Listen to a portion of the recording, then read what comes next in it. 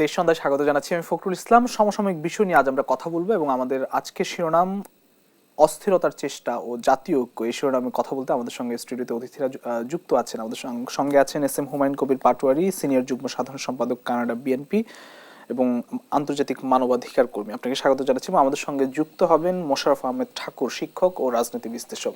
তিনি আমাদের সঙ্গে পরবর্তীতে যুক্ত হবেন। আমি সরাসরি আলোচনায় ফিরতে চাই। এস এম হুমায়ুন কবির, আপনার কাছে আসি। আসলে সম্প্রতি আসলে বেশ কিছু ঘটনা আমরা দেখেছি যে অন্তর্বর্তীকালীন সরকার দেশ পরিচালনার দায়িত্ব পাওয়ার পর থেকে এবং স্বৈরাচার মুক্ত কথা বলার স্বাধীনতা পেয়েছে সবাই, দাবির মিছিল নিয়ে আমরা দেখছি যে সবাই আসছে, রাজপথে নামছে। সেটিকে কি শুধু দাবি আদায়ের স্বাধীনতা বলবেন নাকি কোনো ষড়যন্ত্র এর মধ্যে দেখেন? ধন্যবাদ আপনাকে, আমাকে আজকে এখানে আমন্ত্রণ করার জন্য এবং আমাদের দর্শক শ্রোতা যারা শুনছেন সবাইকে শুভ সন্ধ্যা, গুড ইভিনিং। আপনি একটি গুরুত্বপূর্ণ প্রশ্ন করেছেন। আসলে এই যে অস্থিরতা শুরু হয়েছে বর্তমানে, আমাদের বর্তমান কেয়ারটেকার সরকার ক্ষমতা গ্রহণের পর থেকে, 5ই আগস্টের পর থেকে, এটি আমি মনে করি শুধু শুধু কোনো অস্থিরতা নয়, এটি খুবই সুপরিকল্পিতভাবে এই অস্থিরতাটা তৈরি করা হয়েছে। আমাদের বর্তমান ইন্টারিম গভর্নমেন্ট ক্ষমতা নেওয়ার পর থেকে দেখুন, একের পর এক, প্রথমে হিন্দুদেরকে নিয়ে, তারপরে আনসারদেরকে নিয়ে, তারপরে বিভিন্ন দাবি দেওয়ার কথা বলে এখানে ওদের plan A, plan B, plan C করেই যাচ্ছে। এখন তাদের এই যে বিগত স্বৈরাচারী সরকারের প্রধান, যিনি ফ্যাসিস্ট সরকারের প্রধান স্বৈরাচারী শেখ হাসিনার পলায়ন এবং আমাদের প্রতিবেশী রাষ্ট্রের আমাদের উপর যে খবরদারি, আমাদের যে তাদের সাউথ ব্লকের ডিপ্লোমেসি, এটা যে টোটালি ফেল করেছে, এই ফেলটা তারা কোনোভাবেই মেনে নিতে পারছে না। এবং বিগত সরকারের স্বৈরাচারী শেখ হাসিনা একজন পালিয়েছেন বা তার সাথে গুটি কয়েক সিনিয়র নেতা পালিয়েছেন, কিন্তু বেশিরভাগ তাদের কর্মী এবং তাদের সুবিধাভোগী, তাদের দুর্বৃত্তগুলো এখনও দেশে রয়ে গেছেন। তারা কোনোভাবেই মেনে নিতে পারছে না তাদের পলায়ন, তাদের পরাজয়, তাদের পতন। এবং আমাদের বর্তমান তত্ত্বাবধায়ক সরকারের যেই অন্তর্বর্তীকালীন সরকারের যেই নমনীয়তা, ভদ্রতা এবং যে আমেরিকান স্টাইলে যে টলারেন্স, এইটাও আমি মনে করি এদের অস্থিরতা সৃষ্টির জন্য একটা সুযোগ পাচ্ছে। অতীতে আমরা দেখেছি পট পরিবর্তনের পরে যেভাবে একটু কঠোর হস্তে দমন করা হয় এই ধরনের অস্থিতিশীলতাগুলো, এই ধরনের অপতৎপরতাগুলো, এইবার মনে হয় এই অপতৎপরতা নিয়ন্ত্রণের ব্যাপারে আমাদের ইন্টারিম গভর্নমেন্ট একটু বেশি সহনশীল এবং বেশি স্লো মোশনে তারা আগাচ্ছে। এটি নিয়ে আমরা নিশ্চয়ই কথা বলবো। আপনি এই যে দাবির মিছিলের পিছনে আপনি কোনো ইন্ধন দেখেন কিনা? অনেকেই বলছে এর পিছনে কোনো ইন্ধন আছে নাকি একটা স্বাভাবিক দাবি আদায়ের কর্মসূচি আপনার কাছে মনে হয়? এটা যতগুলো ঘটনা আর কি এর মধ্যে আমরা দেখলাম, আমার ব্যক্তিগত অভিমত হচ্ছে এইটা অ্যাবসলিউটলি ষড়যন্ত্র, এটা কোনো দাবি নয়। গত 16টি বছর যেই সরকার চলছে এবং পরিচালনা করেছিল, ওই সরকারের কাছে যারা অনেক এস্টাবলিশড সরকার ছিল, ফেসিবাদী কায়দায়, স্বৈরাচারী কায়দায় ওরা দেশ চালিয়েছে, তারা চাইলেই অনেক কিছু হয়ে যেত, গণতান্ত্রিক হোক অগণতান্ত্রিক হোক, এবং নিয়মের মধ্যে হোক আর অনিয়মের মধ্যে হোক, অনেক অনিয়ম তারা করেছে এবং অনেক কিছু তারাই পরিচালনা করেছে। কি দেখে ষড়যন্ত্র মনে হচ্ছে? আমার কাছে মনে হচ্ছে এই ইন্টারিম গভর্নমেন্টের কাছে প্রথমত এই দাবিগুলো করার কথা না। ইন্টারিম গভর্নমেন্টের প্রথম কাজ হচ্ছে একটা আইন শৃঙ্খলা পরিস্থিতির উন্নতি ঘটিয়ে একটা সুষ্ঠু, সুন্দর, নিরপেক্ষ নির্বাচনের আয়োজন করা। তাদের কাছে এত শত শত দাবি নিয়ে আসা, এটা একটি ষড়যন্ত্র আমি মনে করি।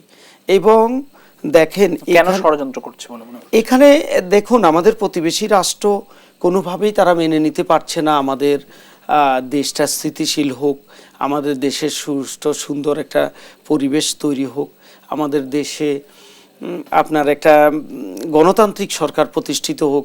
তাদের যেই কৃতদাসী সরকার ছিল, তাদের যেই কেনা গোলাম ছিল, এবং তারা যেভাবে আমাদেরকে তাদের কথা মতো পরিচালনা করেছে, আমাদের কাছ থেকে সমস্ত সুযোগ সুবিধা নিয়েছে, প্রকারান্তরে আমাদেরকে কিছু দেয় নাই। এখন তাদের তো একটু খারাপ লাগবেই। এই জন্য তারা এখন বিভিন্নভাবে ওরা ষড়যন্ত্র করে আমাদের দেশকে অস্থিতিশীল করে ওই পতিত স্বৈরাচারকে আবার রিস্টোর করার পুনর্বহাল করার বৃথা চেষ্টা করছে, যেটি কখনো সম্ভব নয়। বিভিন্ন রাজনৈতিক দল আমরা লক্ষ্য করছি যে বেশিরভাগ রাজনৈতিক দলই আসলে সরকারকে আরো কঠোর হওয়ার কথা বলছেন, এবং আইন শৃঙ্খলা পরিস্থিতি থেকে শুরু করে বিভিন্ন ষড়যন্ত্র, ইন্ধন, এসব মোকাবেলা কঠোর হওয়ার কথা বলছেন। কিন্তু এই সরকারকে বলা হয় কিছুটা কম শক্ত সরকার, মানে কঠোর হচ্ছে না। কেন হচ্ছেন না, কি মনে হয়?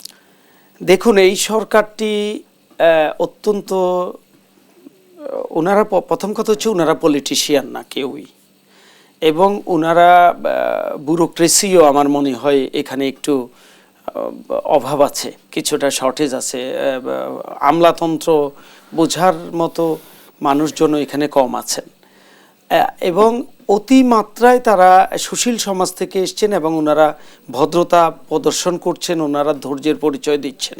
তো ওনাদের কঠোর হওয়া প্রয়োজন। আমিও মনে করি, জনগণের সঙ্গে আমিও একমত যে এদেরকে কঠোর হতে হবে। কারণ বাংলাদেশে কঠোর না হলে আমরা বাঙালি জাতিরা সহজে কোনো কিছু ভদ্রভাবে বুঝি না। আমাদেরকে খুব কঠিনভাবে বলতে হয়। আমরা এতদিন আসলে অনিয়মের মধ্যে চলতে চলতে আমরা নিয়মটাই আমরা ফলো করতে জানি না। আমরা বিভিন্ন কঠোর এবং রূঢ় আচরণের মুখোমুখি হতে হতে আমরা ভদ্র আচরণ বা চোখের ইশারায় আমরা অনেক কিছু বুঝি না, বুঝলেও আমরা মানতে চাই না। সম্প্রতি আমরা লক্ষ্য করেছি ইসকন নেতাকে আদালতে তোলার পর চট্টগ্রামে আইনজীবী হত্যার ঘটনায় সারা দেশে একটি তোলপাড় তৈরি হয়েছে এবং বিদেশি গণমাধ্যমে নানা প্রোপাগান্ডা ছড়াচ্ছে, এবং আইন উপদেষ্টা বলেছেন যে ভারতের দ্বিচারিতা নিন্দনীয় এবং আপত্তিকর। ইসকন নেতা গ্রেপ্তার ঘিরে এই প্রোপাগান্ডাকে আসলে আপনি কিভাবে দেখেন? দেখুন, এটি একটি দুঃখজনক ঘটনা।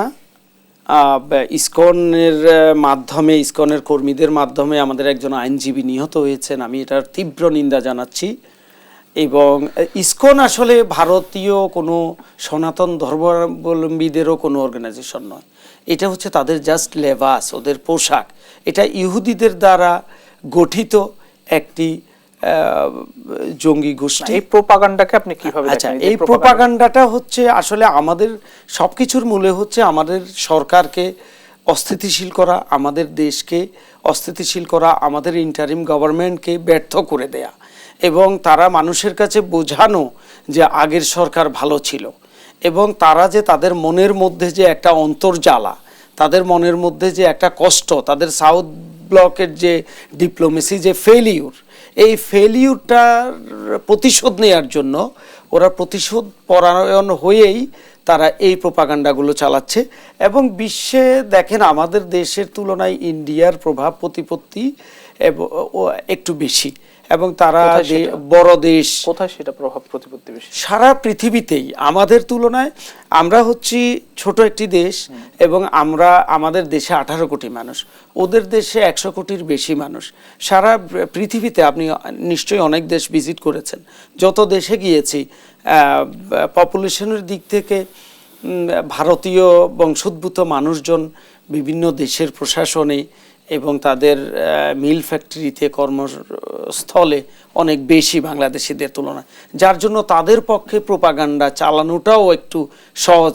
আর তারা এই ক্ষেত্রে অনেক বেশি অর্থলগ্নি করছে, অনেক বেশি টাকা খরচ করছে, এবং এই অর্থলগ্নির ক্ষেত্রে আমাদের সাবেক স্বৈরাচারী সরকারের ইন্ধন আছে, এবং স্বৈরাচারী পতিত স্বৈরাচার শেখ হাসিনার এবং তার দোসরদের, এরা আপনি জানেন 7 লক্ষ কোটি টাকা ওরা পাচার করেছে। 17 লক্ষ কোটি টাকা ওরা পাচার করেছে, এবং তাদের যে রিক্সা লীগের নেতা ছিল সেও 100 কোটি টাকার মালিক। তো তারা নির্দ্বিধায় বিভিন্ন জায়গায় ওরা টাকা খরচ করছে, এবং টাকা খরচ করে বিভিন্ন মিডিয়াতে, বিভিন্ন এজেন্সিতে, বিভিন্ন লবিস্ট নিয়োগ করে তারা তাদের এই প্রোপাগান্ডাগুলো চালিয়ে যাচ্ছে। এবং তারা যখন ক্ষমতায় ছিল, আপনি জানেন, তারা লবিস্ট নিয়োগ করে ইউরোপ, আমেরিকা, লন্ডন এবং কানাডাতে মিলিয়নস অফ ডলার খরচ করে তারা এই বাংলাদেশের সরকারের ট্যাক্সের টাকা খরচ করে জনগণের বিরুদ্ধে প্রচার করেছে, প্রোপাগান্ডা করেছে এবং তাদের স্বৈর শাসনকে লেজিটিমেট করার ওরা চেষ্টা করেছিল। সেই তুলনায় আসলে মোকাবিলার চেষ্টা বা আপনি যদি বলি যারা একটু কঠোর হওয়া সরকারকে, সেটা কতটা আমরা দেখি, বা যদি না দেখি সেটা কেন দেখি না? আমি সরকারের কঠোর হওয়াটা এখন সময়ের দাবি এবং সরকারের রিয়েলাইজ করা উচিত এদেরকে এত সহজভাবে করলে যদি আমরা সুন্দর সুন্দর কথা বলি হবে না। আপনি দেখুন আমাদের বিগত 16 বছরে বিরোধী দলীয় নেতা কর্মীরা যখন গ্রেপ্তার হতো তাদেরকে হুইল চেয়ারে করে 2 জন পুলিশের কাঁধে ভর করে তারা কোর্টে হাজিরা দেয়া লাগতো এবং তারা বিধ্বস্ত চেহারা নিয়ে কোর্টে আসতো। আর আদার হ্যান্ড এই সরকারের আমলে দেখেন এই পতিত সরকারের যেসব দুর্নীতিবাজ যেই লোকগুলো ছিল, তাদের স্বৈরাচারের দোসরগুলো, মন্ত্রী, এমপি, আমলা, ব্যাংক লুটেরা যারা আছে, ওরা যখন কোর্টে এখন হাজিরা দিতে আসে দেখবেন মনে হয় সবগুলার চেহারার মধ্যে তেল ভাসতেছে, সবগুলার চেহারা আরো চকচকে হয়ে সুন্দর হয়ে মনে হয় ওরা জামাই আদরে আছে, অনেক আদর আপ্যায়নের মধ্যে আছে। এখন এত সুখে শান্তিতে থাকলে তারা তো জেলখানাতে বসেও ষড়যন্ত্র করবে, কারণ ষড়যন্ত্র করতে গেলে মানুষ যখন খুব কাজ থাকে না, খুবই ফ্রি থাকে, তখনই তো ষড়যন্ত্রের চান্স পায়। এখন বাংলাদেশের মধ্যে দেখেন এখনো বিভিন্ন মিডিয়াতে, প্রশাসনে এবং সর্বত্র এখনো স্বৈরাচারের দোসরগুলো এখনো বসে আছে বহাল তবিয়তে এবং এদের বিরুদ্ধে এখনো পর্যন্ত কোনো ব্যবস্থা নেওয়া হয়নি। আপনি সচিবালয়ে গেলেই টের পাবেন। পররাষ্ট্র মন্ত্রণালয়ের ওয়েবসাইটে এখন পর্যন্ত তাদের এই মুজিব বর্ষ লোগো এখনো বিদ্যমান এবং সব কিছু এখনো আগের সরকারের মতোই আছে। সাইনবোর্ড বলেন, ব্যানার বলেন, সব কিছু বলেন। এগুলা কেন? যেখানে ফেসিস্ট গভর্নমেন্টের ফেসিজমের জনক তিনি সব জায়গায় এখনো থাকবেন, তার ছবি সব জায়গায় থাকবেন, এটা তো হতে পারে না। এতে করে তো ফেসিস্ট সরকারের দোসর যারা, তারা উৎসাহিত হচ্ছে, তারা এবং মনে করছে, এবং 2 দিন পর পর দেখেন পতিত স্বৈরাচারী সরকার প্রধান শেখ হাসিনা তিনি বলছেন আমি টুপ করে ঢুকে যাব। তো তার কর্মীরাও এই কথাগুলো বিশ্বাস করছেন, কারণ হচ্ছে প্রশাসনে এবং মিডিয়াতে এবং সর্বত্র ইভেন বিভিন্ন যে ব্যবসায়িক, সামাজিক এবং অর্গানাইজেশনগুলো আছে, সংগঠনগুলো আছে, এখানেও স্বৈরাচারের দোসরগুলো এখনো রয়ে গেছে। এদের বিরুদ্ধে অনতিবিলম্বে যদি কঠোর ব্যবস্থা না নেওয়া হয় তাহলে এভাবেই ষড়যন্ত্র চলতে থাকবে এবং দেশকে অস্থিতিশীল করতেই থাকবে এবং এই সরকার নিয়ন্ত্রণ হারাবে। এই ষড়যন্ত্র, প্রোপাগান্ডা এবং এই অস্থিরতার আসলে শেষ কোথায়? এটার শেষ তো হবেই, শেষ তো হচ্ছেই। আমাদের বিএনপির ভারপ্রাপ্ত চেয়ারম্যান তারেক রহমান বলেছেন যে কোনোভাবেই এই ইন্টারিম গভর্নমেন্টকে ব্যর্থ হতে দেয়া যাবে না। ডক্টর ইউনূস স্যার আমাদের বিশ্বের মধ্যে নন্দিত একজন মানুষ, আমাদের সৌভাগ্য উনার মতো একজন আমরা প্রধান উপদেষ্টা পেয়েছি। এখন উনাকে ব্যর্থ হতে দেয়া যাবে না। আর এই বাংলাদেশে যে এই নির্বাচনটা যদি সুষ্ঠু, সুন্দর, নিরপেক্ষ এবং গ্রহণযোগ্য না হয় তাহলে আমাদের জাতির কপালে দুর্ভোগ আছে। এখন উনি যদি এদের বিরুদ্ধে দ্রুততম সময়ের মধ্যে দেশীয় দোসরদের বিরুদ্ধে ব্যবস্থা নিয়ে এবং প্রশাসন এবং মিডিয়া থেকে এই যে মিডিয়া প্রোপাগান্ডা বলছেন, প্রোপাগান্ডাটা কারা করে? মিডিয়ার লোকজনই তো করে। এখন স্বৈরাচারের ফেসিস্ট সরকারের দোসররা মিডিয়াতে বসে থাকার কারণেই তো এরা প্রোপাগান্ডা করতে পারছে। এদের বিরুদ্ধে অনতিবিলম্বে ব্যবস্থা গ্রহণ করে এবং আন্তর্জাতিক যেসব দেশে এই প্রোপাগান্ডাগুলো হচ্ছে এবং যারা ইন্ধন দিচ্ছে, প্রতিবেশী দেশ যারা আমাদের সরকারের বিরুদ্ধে তাদের উদ্বেগ, অনৈতিক অযাচিত উদ্বেগ জানাচ্ছেন এবং এটার বিরুদ্ধে আমাদের রাষ্ট্রীয় চ্যানেলে, আমাদের পররাষ্ট্র মন্ত্রণালয়ের মাধ্যমে জোরালো প্রতিবাদ করা এবং আন্তর্জাতিক আদালতে এই খুনি হাসিনার বিরুদ্ধে, এবং এই যে 1581 জন আমাদের ছাত্র জনতা যে খুন হয়েছে, নিহত হয়েছে এই যে জুলাই বিপ্লবের মধ্যে, এই 1580টা মামলা আন্তর্জাতিক আদালতে করতে হবে, তাহলেই এরা আস্তে আস্তে দুর্বল হয়ে যাবে। এবং এদের বিরুদ্ধে আন্তর্জাতিক আদালতে যখনই মামলা হবে, তারা বিশ্বের কোথাও আর গিয়ে কথা বলতে পারবে না। অসংখ্য ধন্যবাদ। আমি একটু বিরতি থেকে ফিরে আবারও আলোচনায় ফিরতে চাই। প্রিয় দর্শকদের সঙ্গে নিচ্ছি একটি ছোট্ট বিরতি, ফিরবো একটু পর, সঙ্গেই থাকবেন।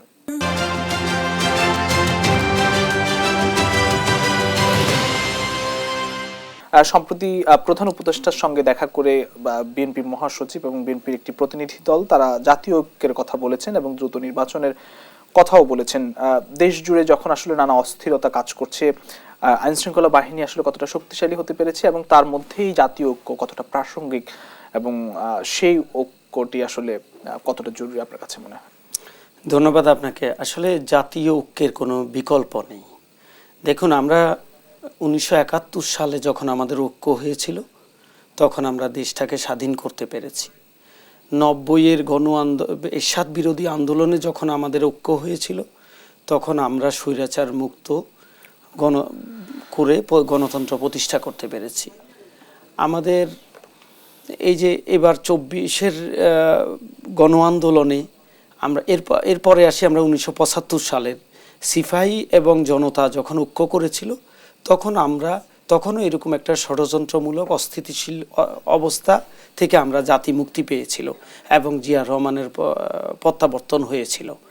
এরপরে আপনি দেখেন এই 24-এ আমরা যখন সর্বস্তরের জনগণ যখন একটা ঐক্য করেছে, আমরা একটা কঠিন ফেসিবাদ থেকে আমরা মুক্তি পেয়েছি।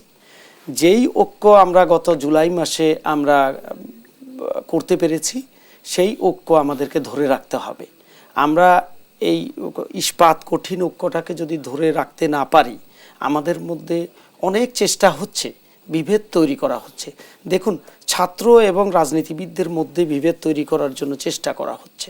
ছাত্রদেরকে বলছে তোমরাই তো সব করেছো, আবার রাজনীতিবিদদেরকে বলছে এই ছেলেপেলেরা তো বেশি বেশি করছে, তোমাদেরকে অনার করছে না। এগুলো হচ্ছে বিভেদ সৃষ্টি করা। কারণ আমাদের ভাষা আন্দোলন থেকে শুরু করে এই যাবৎকালের যতগুলো আন্দোলন হয়েছে, আমাদের ছাত্রদের অবদান আছে। আমাদের এই 24-এর গণ আন্দোলনে, ফেসিবাদ বিরোধী আন্দোলনে আমাদের ছাত্ররা বুকের রক্ত দিয়েছে।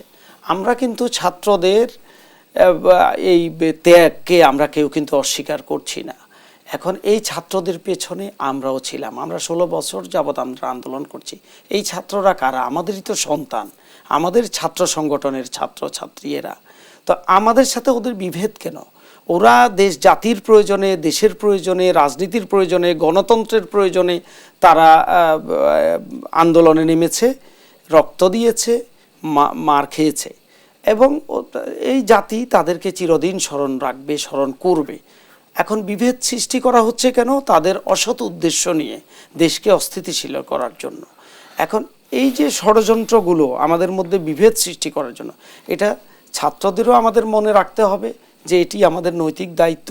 আর আমাদের রাজনীতিবিদদের মনে রাখতে হবে যে না, এই ছাত্ররা তো আমাদের সন্তান, এরা আমাদেরকে হেল্প করেছে গণতন্ত্র প্রতিষ্ঠায়, ওদের অবদানটাও আমরা চিরদিন স্মরণ রাখব।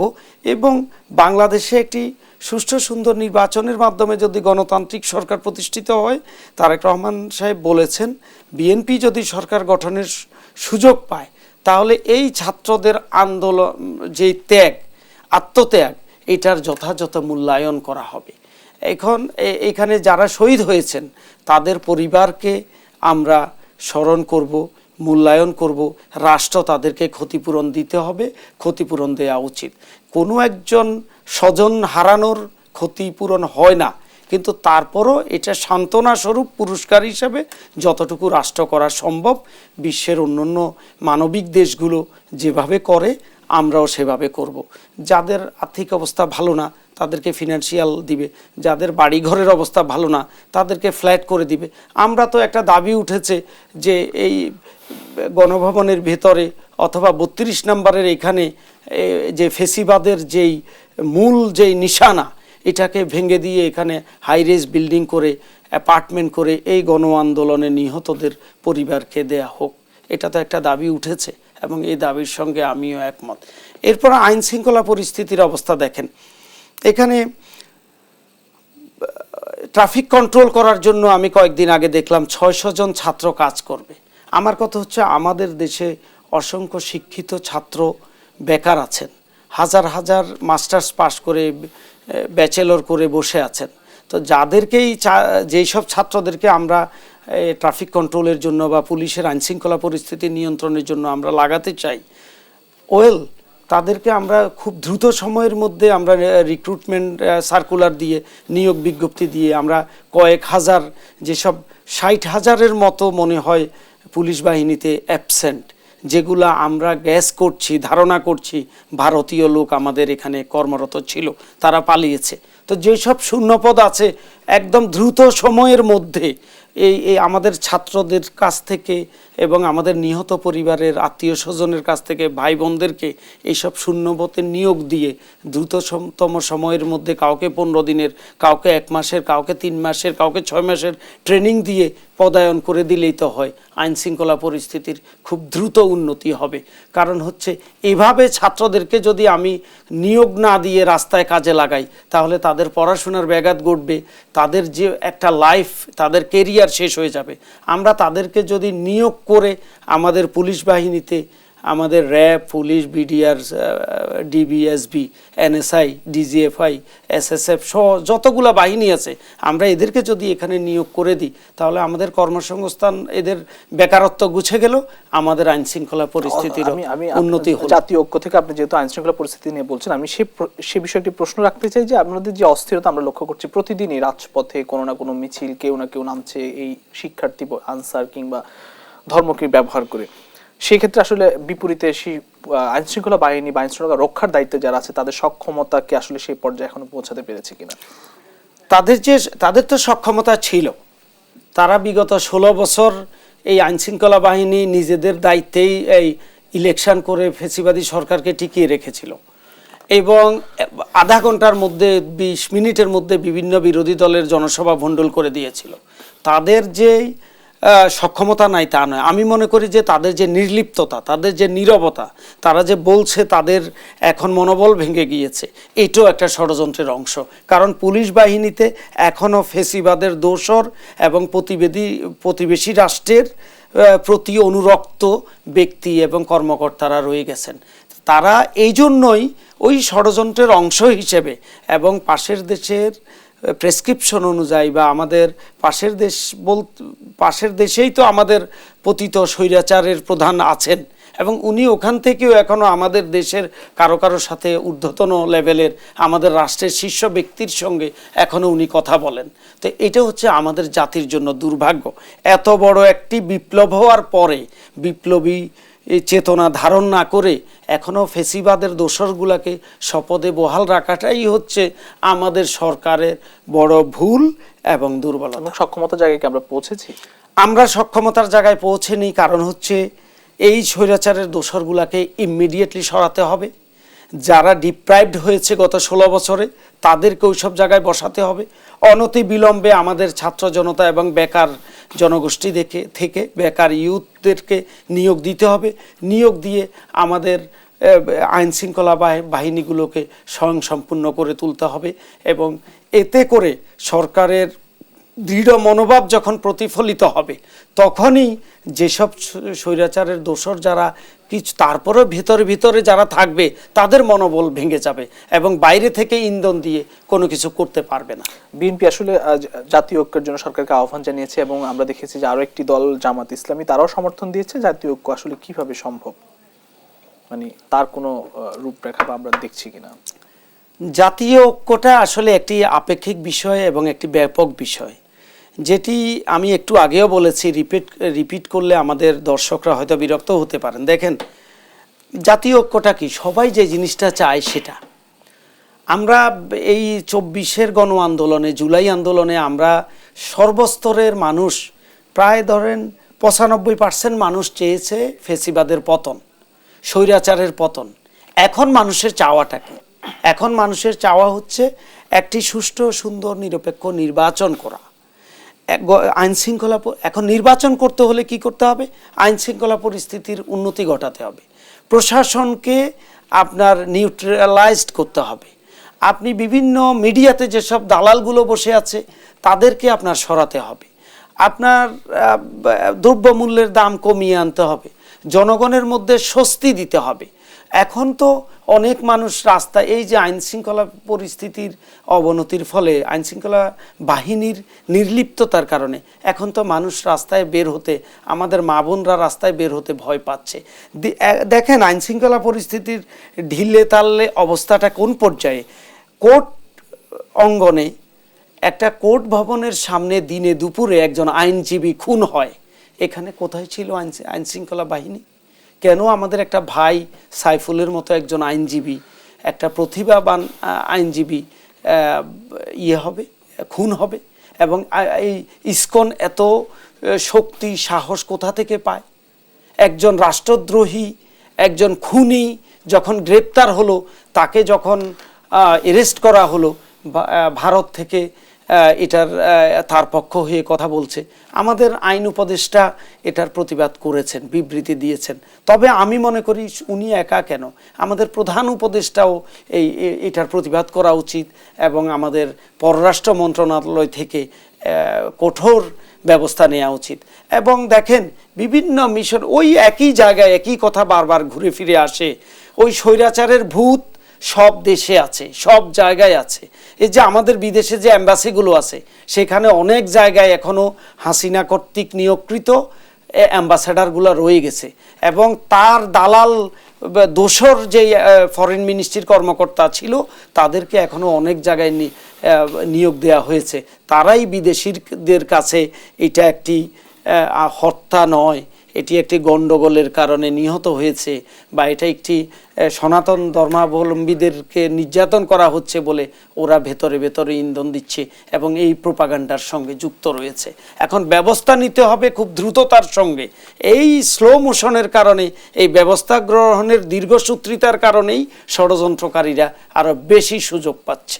জি, জাতীয় ঐক্যের সম্ভাবনা কতটা দেখেন এবং কারা আসলে জাতীয় মানে দায়িত্ব নেবেন, এই বিষয়টি আমরা আলোচনা করতে চাই। প্রশ্নটি রেখে একটি বিরতিতে যেতে চাই। প্রিয় দর্শক, দেশ সন্ধ্যা নিচ্ছে একটি ছোট্ট বিরতি, ফিরবে একটু পর, সঙ্গে থাকবেন।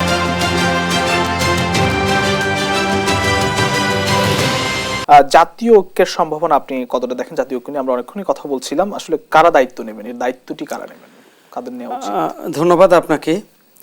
জাতীয় ঐক্যের সম্ভাবনা তো আছেই, যে শুধু সম্ভাবনা না, জাতি সবসময় দুর্দিনে আমাদের যখনই প্রয়োজন হয়েছে তখনই আমরা ঐক্যবদ্ধ হয়েছি। আমরা যে ঐক্যবদ্ধ হতে পারি সেটা তো প্রমাণ হয়েছে বেশ কয়েকবার এবং রিসেন্টলি গত আগস্ট বিপ্লবে আমরা দ্বিতীয়বার স্বাধীনতা অর্জনের মাধ্যমে আমরা জাতীয় ঐক্য প্রতিষ্ঠা করতে পেরেছি। এখন তো জাতীয় ঐক্যের মেইন কাণ্ডারি আমরা করেছি, ক্যাপ্টেন আমরা বানিয়েছি ডক্টর ইউনূস স্যারকে। উনার নেতৃত্বেই জাতীয় ঐক্য অলরেডি প্রতিষ্ঠিত হয়ে আছে। এখন সবাইকে নিয়ে সবার মাঝে এই ঐক্যটা আরও ছড়িয়ে দেওয়া এবং ঐক্যটাকে ধরে রাখা এবং সবার মতামত নিয়ে আমাদের যেসব স্টেক হোল্ডার আছে, যারা দেশের স্টেক হোল্ডার, রাজনীতির স্টেক হোল্ডার, বা সবাইকে নিয়ে সবার সাথে আলাপ আলোচনা করে দ্রুততম সময়ের মধ্যে দেখবেন, আপনি যদি এই স্বৈরাচারের দোসরদের বিরুদ্ধে খুব কঠিন একটা ব্যবস্থা নেওয়া হয় তাহলেই ষড়যন্ত্রটা থেমে যাবে। আর ষড়যন্ত্রটা থেমে গেলেই, ইন্ধন থেমে গেলেই ঐক্যটা আমাদের অটুট থাকবে। আমাদের ঐক্য অলরেডি আছে, ঐক্যর মধ্যে আমাদেরকে বেলুনটা ফুটা করার চেষ্টা করছে, আমাদেরকে বিভেদ সৃষ্টি করার চেষ্টা করছে। এই চেষ্টাটা বন্ধ করার জন্য আমাদেরকে এই ফেসিবাদী সরকারের দোসরদের বিরুদ্ধে ব্যবস্থা নিতে হবে, আইন শৃঙ্খলা পরিস্থিতির উন্নতি করতে হবে এবং জাতীয় নির্বাচনের একটা রোড ম্যাপ ঘোষণা করতে হবে। স্যার বলেছেন ওনার সময় লাগবে, সংস্কারের সময় লাগবে। আমাদের ইলেকটোরাল রিফর্মস কমিশনের চেয়ারম্যান আজকেই বলেছেন যে ভালো ইলেকশন করতে হলে সংস্কার প্রয়োজন। সেটার সাথে আমরা দ্বিমত পোষণ করছি না। আমাদের মহাসচিব দেখা করে বলেছেন জাতীয় ঐক্য লাগবে। আমাদের অ্যাক্টিং চেয়ারম্যান তারেক রহমান বলেছেন আমরা যৌক্তিক সময় দিব। আমাদের এই ইন্টারিম গভর্নমেন্টকে আমরা ব্যর্থ হতে দেব না। আমরা কিন্তু সহযোগিতা করছি একটা বাংলাদেশের সর্ববৃহৎ রাজনৈতিক দল হিসেবে। বাংলাদেশ জাতীয়তাবাদী দল এই সরকারকে যতটুকু প্রয়োজন তার থেকে বেশি সহযোগিতা করছে এবং আমরা কোনো রকমের বিরোধিতা করছি না। তবে একটা জিনিস হচ্ছে, আমরা কি চাচ্ছি? আমরা চাচ্ছি একটা রাজনৈতিক রোড ম্যাপ ঘোষণা করা। হ্যাঁ, উনি ২৬ সালের ডিসেম্বরে আমাদের শ্রদ্ধেয় আইন উপদেষ্টা আসিফ নজরুল স্যার বলেছেন যে ২৬শে ডিসেম্বর নাগাদ ইলেকশন হতে পারে, ২৫শে ডিসেম্বর নাগাদ হতে পারে। ইটস ওকে, উনি ডিসেম্বরের রোড ম্যাপ ঘোষণা করুক যে এই পর্যন্ত এত তারিখের মধ্যে আমরা ভোটার লিস্ট হালনাগাদ করব, এত তারিখের মধ্যে আমরা নমিনেশন দাখিলের আমরা তারিখ দিব। এইটা এখন ইলেকশনের জন্য যখন আপনি ট্রেন যখন ছেড়ে দিবেন, তখনই জাতীয় ঐক্যটা ধারাটা টিকে থাকবে এবং জাতীয় ঐক্য থাকবে। সংস্কার তো নিশ্চয়ই জরুরি, কিন্তু সেই সংস্কারের গতি কতটা দেখেন এবং সংস্কার কতটা হওয়া উচিত, এটা নিয়েও কিন্তু একটি বিতর্ক রয়েছে। আপনি কি বলবেন? সংস্কার আসলে একটি চলমান প্রক্রিয়া। সংস্কার চলতেই থাকবে। সংস্কার আজকে যেটা করছেন আপনি, এটা ঘাস কাটার মতো। লনের মধ্যে আমরা বিদেশে আমাদের লনে ঘাস কাটি, তো প্রতি ২ সপ্তাহ পর পর ঘাস কাটতে হয়। সংস্কারটাও সেই রকম।